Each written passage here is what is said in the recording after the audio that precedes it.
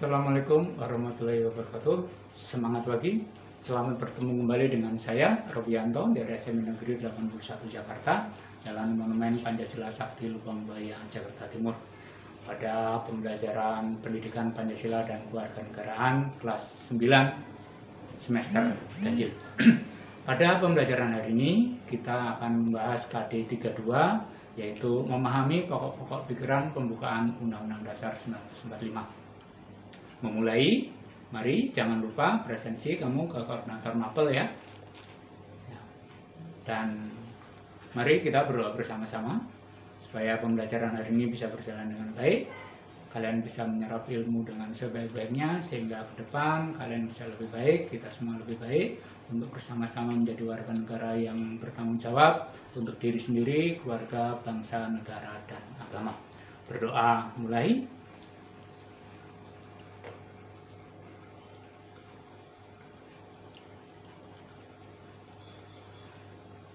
Amin. Ya, memahami pokok pikiran pembukaan Undang-Undang Dasar 45. Materi dalam KD ini ada 4, ya. Jadi ada 4 materi. Pertama adalah hakikat pembukaan Undang-Undang Dasar 1945. Yang kedua adalah makna tiap alinea. Yang ketiga adalah pokok-pokok pikiran pembukaan Undang-Undang Dasar 45. Dan yang keempat adalah sikap dan perilaku positif terhadap pembukaan Undang-Undang Dasar 1945. Itu 4 materi pembelajaran yang akan kita selesaikan dalam 2 kali pertemuan ya. Pertemuan yang pertama, apa yang jadi tujuan pembelajaran kita? Pertama adalah menghargai isi alinea dan pokok pikiran yang terkandung dalam pembukaan Undang-Undang Dasar 45 sebagai wujud syukur kita kepada Tuhan Yang Maha Esa. Yang kedua adalah menunjukkan sikap jujur, disiplin, dan bertanggung jawab dalam pembelajaran ini. Kemudian yang ketiga adalah mendeskripsikan hakikat pembukaan Undang-Undang Dasar 1945. Yang keempat adalah mendeskripsikan alinea pembukaan Undang-Undang Dasar 1945. Dan yang kelima adalah menyusun laporan atau telaah tentang hakikat dan makna alinea pembukaan Undang-Undang Dasar 1945. Jadi itulah 5 yang ingin kita capai. Untuk itu, ikuti pembelajaran ini dengan sebaik-baiknya, catat hal yang perlu, kemudian baca buku paketnya bab 2, kemudian baca juga literasi-literasi yang lain sehingga bisa menambah wawasan untuk mencapai tujuan pokok pembelajaran ini sehingga kamu bisa mencapai nilai di atas KKM ya. Nah, itu yang akan kita capai. Nanti penilaian biasa di akhir pembelajaran kita, dan nanti kalau ada tugas ya selesaikan. Apakah tugas nanti disampaikan di akhir atau di Google Form ya. Ini kalau ada tugas selesaikan ya. Oke? Kita mulai dengan kita mengkaji yang pertama, yaitu hakikat pembukaan Undang-Undang Dasar 45. Di pembukaan Undang-Undang Dasar 45 yang kita maksudkan adalah yang kita perdengarkan pada setiap upacara pengibaran bendera hari Senin itu. Bahwa sekarang kita PJJ ini tidak melaksanakan upacara, ya barangkali kita tidak lagi mendengar pembacaan pembukaan Undang-Undang Dasar 1945. Tapi KD ini kita membahas khusus pembukaan Undang-Undang Dasar 1945. Oke. Yang pertama kita akan melihat hakikat pembukaan Undang-Undang Dasar 45. Apa sih hakikatnya? Apa sih pembukaan Undang-Undang Dasar 45 itu? Yang pertama adalah pembukaan Undang-Undang Dasar 1945 merupakan pernyataan kemerdekaan yang terperinci. Jadi Indonesia Merdeka itu yang naskah proklamasinya bangsa Indonesia menyatakan dengan ini kemerdekaannya, hal-hal yang mengenai pemindahan kekuasaan dan sebagainya. Nah, itu kan hanya sedikit itu. Nah, itu dijelaskan lebih rinci dalam pembukaan Undang-Undang Dasar 1945. Ya. Jadi satu tadi merupakan pernyataan kemerdekaan yang terperinci. Ya. Dengan dia memuat pokok-pokok pikiran tentang adanya cita-cita luhur, membentuk negara Indonesia yang merdeka, bersatu, berdaulat, adil, dan makmur. Yang kedua, pembukaan Undang-Undang Dasar 1945 merupakan pokok kaidah yang fundamental. Kaidah pokok yang paling pokok. Dia memiliki kedudukan yang tetap, kuat, dan tidak berubah. Jadi pembukaan Undang-Undang Dasar 45 ini tidak bisa diubah-ubah. Ya, itu fundamental norm. Ya, seperti itu. Baik, yang ketiga, pembukaan Undang-Undang Dasar 45 adalah dasar hukum diadakannya Undang-Undang Dasar. Jadi bahwa kita sebagai sebuah negara harus memiliki Undang-Undang Dasar itu diamanatkan oleh pembukaan Undang-Undang Dasar. Ya. Nah, jadi itulah 3 hakikat pembukaan Undang-Undang Dasar. Pertama adalah pernyataan kemerdekaan yang terperinci, yang kedua adalah kaidah negara yang fundamental, kemudian dasar hukum diadakannya Undang-Undang Dasar 45. Ya, nah, sekarang kita akan lanjut ke materi yang kedua, yaitu makna alinea. Makna tiap alinea. Ada 4 ya, pembukaan Undang-Undang Dasar 45 itu ada 4 alinea ya. Mari kita lihat yang pertama. Bahwa sesungguhnya kemerdekaan itu adalah hak segala bangsa, dan oleh sebab itu maka penjajahan di atas dunia harus dihapuskan. Begitu seterusnya, ya. Apa maknanya? Nah, ini adalah sikap bangsa kita. Sikap bangsa kita bahwa kita melawan segala bentuk penjajahan. Ya. Dalam alinea pertama ini ada 2 makna atau ada 2 dalil ya. Dalil objektif dan dalil subjektif. Dalil objektif yaitu universal ya, bahwa kemerdekaan itu adalah hak segala bangsa. Ya. Jadi kemerdekaan itu hak segala bangsa. Ya. Semua bangsa di dunia ini berhak untuk merdeka. Penjajahan harus dihapuskan karena penjajahan itu tidak sesuai dengan peri kemanusiaan dan peri keadilan.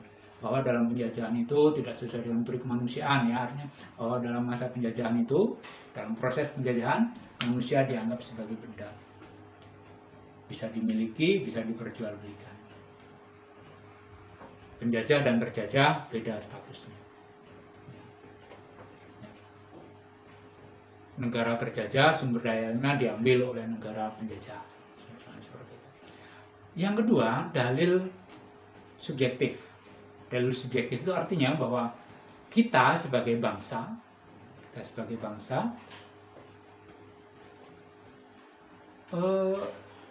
kalau kemerdekaan itu adalah hak segala bangsa, maka kita sebagai bangsa Indonesia, kita juga berhak merdeka. Jadi kita berhak merdeka, kemudian kita punya kewajiban menghapus penjajahan di atas muka bumi ini. Jadi selain kita berhak untuk merdeka, kita juga punya kewajiban untuk menghapuskan segala bentuk penjajahan. Penjajahan politik, ekonomi, sosial, budaya. Ya. Oke, itu alinea yang pertama ya. Alinea yang kedua. Dan perjuangan pergerakan kemerdekaan Indonesia telah sampailah kepada saat yang berbahagia dan seterusnya. Apa maknanya? Pertama, bahwa perjuangan bangsa Indonesia sudah sampai pada saat yang menentukan. Inilah ketajaman dan ketepatan penilaian bangsa Indonesia. Ya. Yang pertama itu bahwa perjuangan kemerdekaan Indonesia telah sampai pada saat yang menentukan. Nah, saat yang menentukan ini, momentum ini harus dimanfaatkan untuk menyatakan kemerdekaan. Sangat menentukan, momentum harus digunakan. Dan yang ketiga, pernyataan tentang cita-cita didirikannya negara Indonesia. Jadi kita berjuang mendirikan negara itu yang bagaimana? Nah, yaitu negara Indonesia yang merdeka, bersatu, berdaulat, adil, dan makmur. Jadi bahwa perjuangan sudah sampai saat menentukan, kemudian harus dimanfaatkan untuk menyatakan kemerdekaan, dan pernyataan kemerdekaan Indonesia itu, pernyataan kemerdekaan itu yang mana? Yaitu Indonesia, negara Indonesia yang merdeka, bersatu, berdaulat, adil, dan makmur. Kita lanjutkan dengan alinea yang ketiga. Atas berkat rahmat Allah yang Maha Kuasa dan dengan didorongkan oleh keinginan luhur supaya berkehidupan kebangsaan yang bebas, begitu seterusnya. Alinea 3. Apa maknanya? Yang pertama adalah pernyataan kemerdekaan Indonesia. Jadi pada alinea ketiga ini kita menyatakan bahwa Indonesia sebagai sebuah negara merdeka yang sederajat dengan bangsa-bangsa lain di dunia ini. Jadi kita sebagai bangsa yang memiliki harga diri, punya martabat yang sama, ya, sederajat dengan bangsa-bangsa lain di muka bumi. Kemudian yang kedua, makna alinea yang ketiga ini adalah motivasi spiritual religius, yaitu bahwa di sini kita mengakui bahwa kemerdekaan Indonesia itu tidak semata-mata hasil perjuangan bangsa Indonesia, tapi ada campur tangan Tuhan yang Maha Kuasa. Lihat naskahnya. Atas berkat rahmat Allah yang Maha Kuasa. Jadi kemerdekaan kita tidak semata-mata hasil perjuangan bangsa Indonesia, tapi adalah atas berkat rahmat Allah yang Maha Kuasa. Jadi paling tidak dua itu ya, makna alinea ketiga. Pernyataan kemerdekaan Indonesia, kemudian motivasi spiritual religius bahwa kemerdekaan Indonesia bukan semata-mata hasil perjuangan bangsa Indonesia, tapi adalah atas berkat rahmat Allah yang Maha Kuasa. Ya, itu alinea ketiga. Bagaimana dengan alinea keempat? Alinea keempat. Kemudian daripada itu dan seterusnya, apa maknanya? Yang pertama, dalam alinea keempat ini ada tujuan negara. Jadi di alinea keempat ini ada tujuan negara. Ada 4 tujuan negara. Pertama adalah melindungi segenap bangsa dan seluruh tumpah darah Indonesia. Yang kedua, memajukan kesejahteraan umum, mencerdaskan kehidupan bangsa, dan ikut melaksanakan ketertiban dunia. 4 ini kamu hafalin ya, tujuan negara. Melindungi segenap bangsa Indonesia dan seluruh tumpah darah Indonesia, memajukan kesejahteraan umum, mencerdaskan kehidupan bangsa, dan ikut melaksanakan ketertiban dunia berdasarkan kemerdekaan, perdamaian abadi, dan keadilan sosial. Ya, itu tujuan negara. Ada di alinea ke-4. Ya. Yang kedua, yaitu ketentuan adanya Undang-Undang Dasar. Jadi di alinea keempat ini mewajibkan adanya Undang-Undang Dasar. Apa kalimatnya itu? Yaitu maka disusunlah kemerdekaan kebangsaan Indonesia itu dalam suatu Undang-Undang Dasar. Jadi kita harus punya Undang-Undang Dasar. Jadi negara kita dengan begitu adalah negara hukum, bukan berdasarkan kekuasaan belaka. Jadi kita harus punya Undang-Undang Dasar. Yang ketiga, asas politik negara. Asas politik negara. Pertama, negara Indonesia adalah berkedaulatan rakyat. Jadi kita ini negara berkedaulatan rakyat. Kekuasaan tertinggi ada di tangan rakyat. Nah itu ada wakil-wakil kita. Kita punya DPR, punya MPR, punya DPD, DPRD. Ya. Yang kedua, asas politik luar negeri kita bebas aktif. Ya. Asas politik luar negeri kita bebas aktif. Yang keempat adalah asas kerohanian negara, yaitu adanya Pancasila. begini bunyinya. Yang berdasarkan kepada ketuhanan yang Maha Esa, kemanusiaan yang adil dan beradab, persatuan Indonesia, dan seterusnya. Ya. Jadi itu alinea yang keempat. Ya. Jadi tujuan negara, adanya undang-undang dasar, kemudian asas politik negara, dan Pancasila. Itulah 4 isi dari alinea keempat. Baik, bisa dipahami? Ya, setel berulang-ulang sehingga nanti bisa paham, baca bukunya ya, sehingga bisa lebih jelas ya. Atau kamu bisa cari referensi yang lain. Oke ya, mudah-mudahan bisa dipahami. Baik, kita simpulkan ya, kita simpulkan pertemuan kita hari ini. Pertama adalah hakikat pembukaan Undang-Undang Dasar 45. Ada 3 ya. Pertama, pernyataan kemerdekaan yang lebih terperinci.